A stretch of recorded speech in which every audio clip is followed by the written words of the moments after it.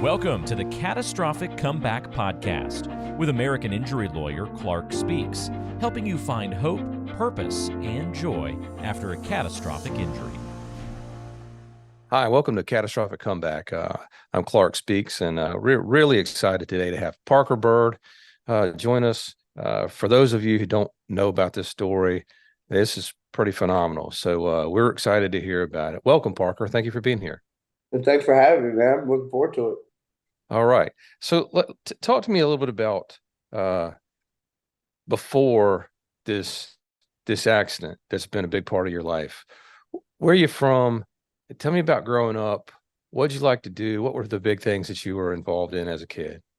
Yeah, so I'm from a little place called Laurinburg, North Carolina. It's very southeast part of the state. And growing up, I mean, I have a mom, dad, and two younger sisters, and we're all extremely close. But baseball was a big part of our family, just because I was playing basically every weekend, and my sisters were going on the road to my tournaments, and so we really lived for baseball. And both my parents went to East Carolina University, and I got an offer from there in my ninth grade year, and committed right on the spot because that's where I wanted to go. Just living my family's legacy, and everything was going good. So I committed very early on, and so baseball's been a huge part of our lives.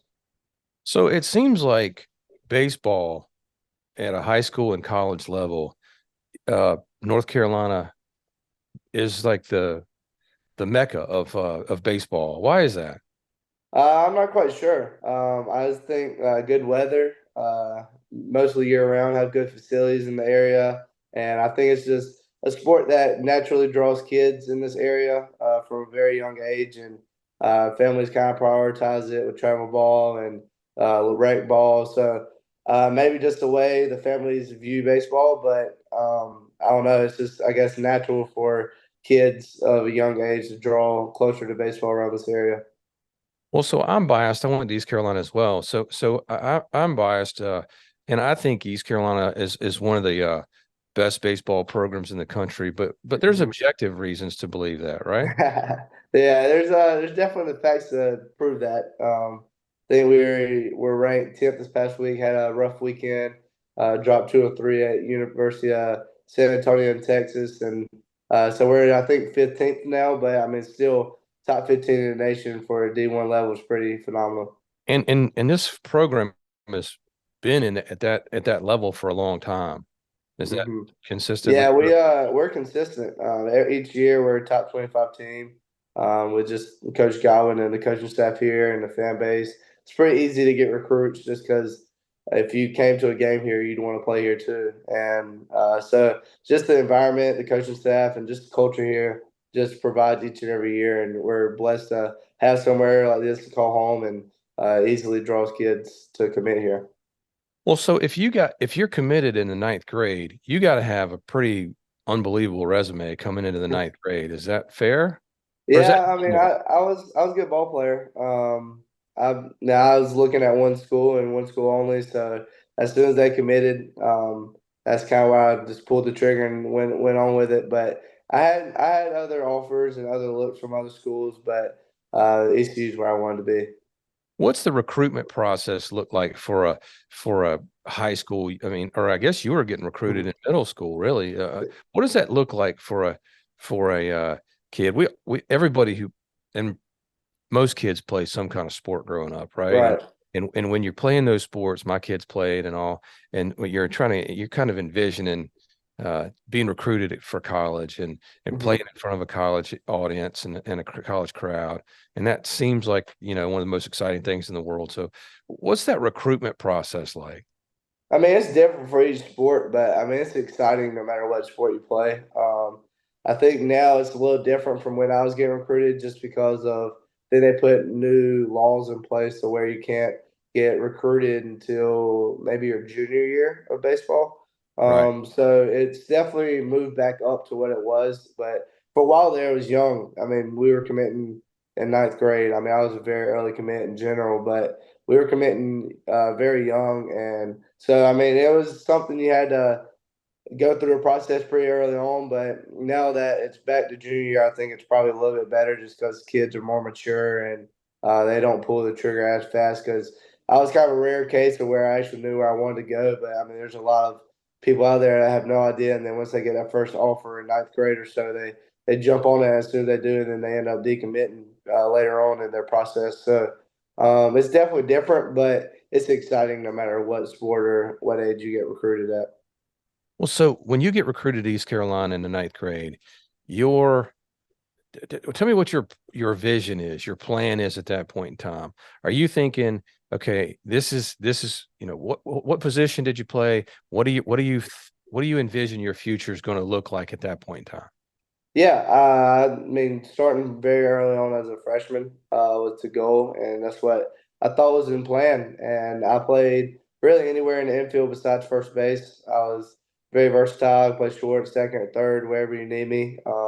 But I kind of knew with the ages of the current players that shortstop position was going to be open once I got here, and so I was looking forward to playing short wherever that they wanted me at the time, and everything was lined up great. Then something happens in your life which is unexpected. Can you talk to me about that? Yeah, so we were here for summer school in 2022.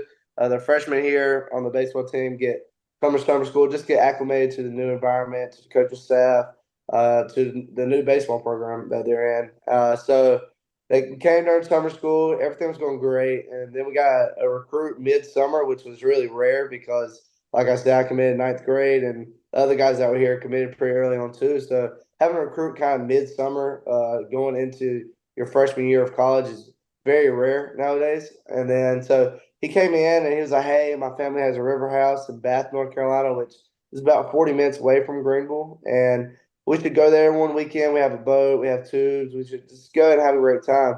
So all right, sounds good. Just kind of blew him off for the rest of the summer, and then it was the last weekend of summer school, and he kept on, and he's like, "Hey, let's go this weekend to." Me and like four other teammates, all right, let's go, let's give it a shot. He says it's a great time to let's go on down there. So that Friday, after our morning 300s and workouts and all the hard work we did during the summer, we went down there just to hang out for the weekend. And Friday went great. And that Saturday morning, I was supposed to take one of the guys back to Greenville because he was supposed to help an elderly couple move some furniture. Well, he got a text that morning saying, "Hey, Miles, thanks for volunteering, but we don't really need your help anymore." So the guys were like, "Hey, let's just go back on too. We had a great time yesterday, so let's do it again." So we went back out. The first try went great. Me and Dixon Williams, one of my teammates, got on two first, and first try went good. Fell off, ended up getting back on because we had such a good time. And second ride driver was like, "Hey, I'm gonna try to throw you guys off a little bit quicker this time." So we're like, "All right, sounds good." So me and Dixon both ended up falling off the tube pretty quickly, hitting the water pretty hard. So we're like, "Hey, we gotta get back to this boat because we're in some pain right now." So we're swimming back to the boat, and I was ahead of Dixon at the time, and I was using the rope from the tube to help guide myself into the boat. And as I got within 10 yards or so from the boat, the driver put the boat in reverse, or it got knocked into reverse somehow, and ended up running me over with the boat, and the propeller hit both of my legs and my left hand as well. Oh my goodness. Um, what happened then? Was it so? I imagine first of all, I've been in so I've been on boats my whole life, and I can envision exactly the scenario that you're talking about, and it could have happened to any one of us on either side of this story. Mhm. What happened? What happened next? Yeah, so thankfully, right people at the right time. Miles Curley, the guy that I was supposed to take back to Greenville, he was at the end of the boat at the time, and he jumped in immediately because he had a friend back home in Florida die in a very similar way in my boating accident. So he knew that getting help was very urgent and that he needed to get me back onto the boat. So they helped guide me back onto the boat, and he was telling other guys to rip off their shirts and tie tourniquets around my legs. So they're doing that as they were trying to wave down other boats because our boat wasn't able to move due to the rope being caught in the propeller. So Oh, they were good. waving down other boats, and first boat stopped, and they were like, they addressed some situation, and the boat was like, "Sorry, we can't really help. We have kids on the boat, and we don't want to expose them to the scene. But here's a first aid kit.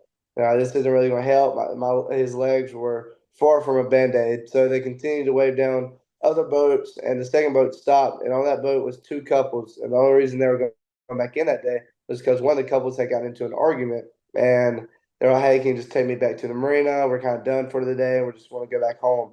So on the way back, they saw us, and they stopped, and they agreed to help. So they transported me onto that boat, and on that boat, one of the ladies was a nurse. So Oh, she wow. was tying more tourniquets around my legs with ropes that they had on their boat as they were transporting me to the marina there, where there's an ambulance waiting on me. And then the ambulance took me to the local hospital in Washington, North Carolina, where there was a helicopter waiting on me to airlift me to ECU Health here in Greenville. So and once I got here, they rushed me right into surgery, and that's where I began the first day of my 4 week stay here at ECU Health. Wow. Okay, so in this podcast, we sort of spend some time talking about this moment when after some kind of event like this happens, then your family and doctors and nurses and medical people, and the first thing is just to rush to try to save your life and make sure that you're going to live, right? Right. At some point, that becomes stable, Mm-hmm. and then you go, okay, I'm going to live, and then at some point, all those people sort of leave, and you're there for the first time on your own in that room. Maybe that first night when after things subside a little bit, and you're sort of left, with your thoughts. And Mm-hmm. for you, you're envisioning before that playing baseball at a top 20 or top 10 school in the country. Uh, Lots of kids from that program go on to play in the Major League Baseball. You got your whole world sort of mapped out for you, and then something like this happens. What's going through your head that when in those first few moments or in those first few hours you're alone after something like this happens?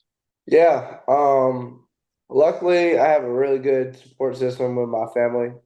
They were there really the whole way. And with the hospital rules at the time, only one person could be in the hospital room in ICU and two people per day. So I was kind of seeing my mom and dad over and over just because of the hospital rules. And they were there really all the time because, I mean, when something like this happens to your kid, you kind of drop your world. And so they were there just supporting me and let me know that anything's possible. And at first, my accident happened on July 23rd, and at first they didn't know where the sciatic nerve was, but they were able to keep the bleeding stop. And then they found the sciatic nerve a couple surgeries later, and they thought my leg was going to be fine. That both of my legs were going to heal up, and with some extensive rehab, I'd get back onto the field, get back with that top 20 program in the nation, and be able to contribute. And things kind of went south around August 2nd, and my right foot became really pale and cold, which it was never able to move during these days. It's just they thought it was just due to the swelling and the initial accident that it wasn't able to move at the time, but it'd come back and movement would be okay. But it was never able to move, and it became really pale and cold. And when both of my parents have a medical background, my dad's a pediatrician, my mom's a nurse. They kind of knew that it wasn't very good at all. And so on August 4th, I came into the room that morning and said, hey, we have two options. We can either amputate your leg below your knee, or we can continue this medicine that we have you on now, which isn't really working, and you'll basically end up dying, and your kidneys and liver will shut down, and you'll be dead. And so I was like, hey, let's cut it off and keep moving in life. So, I mean, there was definitely some moments where I was by myself and I kind of was very confused, I would say, and kind of confused on why it happened to me, what was really going on, and how my future would be. Just because there has never been a Division One player to play with a prosthetic leg, so especially after my amputation, there were some moments there where I was having doubt. I was having kind of just a lot of questions of how I was going to do life. But one night I was staying with my mom, and I told her, I was like, Mom, I don't think I'll ever be able to play baseball again. She's like, why do you say that? And I was like, well, it's never been a Division One player to play with a prosthetic leg. And she always said without hesitation or question, she goes, well, there always has to be a first. Why can't it be you? So kind of from that moment on, I really had a positive outlook on it and realized that there does always have to be a first person, and why couldn't that be me? Thank you for joining us, and we'll see you next time.